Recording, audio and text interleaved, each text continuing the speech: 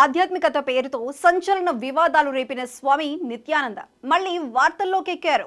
కొన్నాళ్లుగా ఎక్కడా కనిపించకుండా మాయమైపోయిన ఈ స్వయం సిద్ధ గురువు ఇప్పుడు మళ్ళీ తెరపైకి వచ్చారు.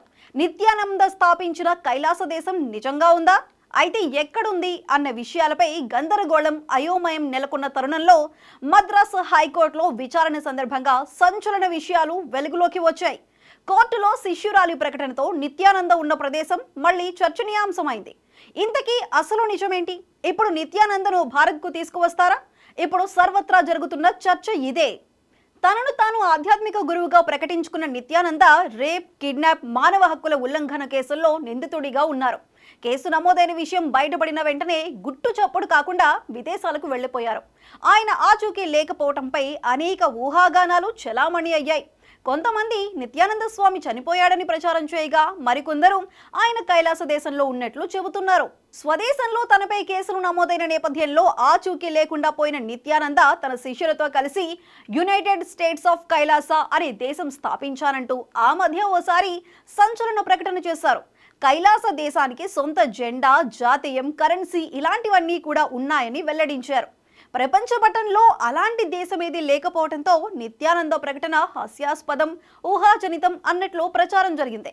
మరోవైపు ప్రపంచంలోని ఏ దేశం కూడా ఆ కైలాస దేశాన్ని ఇంతవరకు గుర్తించలేదు.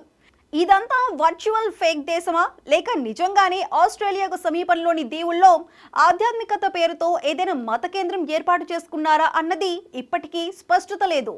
నిత్యానందపై నమోదైన కేసులను మద్రాసు హైకోర్టు విచారిస్తోంది. ఇవాళ విచారణ సందర్భంగా నిత్యానంద తరపున హాజరైన శిష్యురాలు అర్చన సంచలన విషయాలు వెల్లడించారు.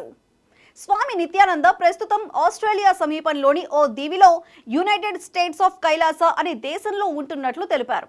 ఆ దేశం నిజంగా ఉందా? వెళ్లాలంటే వీసా అవసరమా? ఆ దేశానికి వెళ్లటం చట్టపరమైందేనా? వంటి ప్రశ్నలు సంధించారు. కోర్టు అడిగిన అన్ని ప్రశ్నలకు అర్చన సమాధానాలు ఇచ్చారు.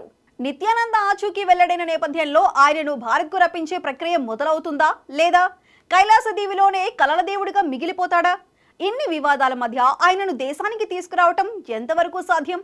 దీనికి కాలమే సమాధానం చెబుతుందంటున్నారు. ఈ కేసు తదుపరి విచారణలో నిత్యానంద స్వామి గురించి మరిన్ని వివరాలు బయటకు వచ్చే అవకాశం ఉంది. ఇప్పటికైనా నిత్యానంద ఆచూకీ బయటపడిందన్న నిజం కొంతవరకు అనుమానాలకు తెరదించింది. ఆస్ట్రేలియా సమీపంలోని దీవిలో నిత్యానంద ఉన్నట్టు తేలిపోయింది. కైలాస దేశంలో ఉన్నట్లు చేసిన ప్రకటనలకు ఎలాంటి రుజువులు లేవు. వారి కలలు భ్రమల దేశమని తేలిపోయింది. నిత్యానంద ఉంటున్న దీవినే కైలాసంగా నామకరణం చేసుకున్నట్లు చర్చ జరుగుతోంది.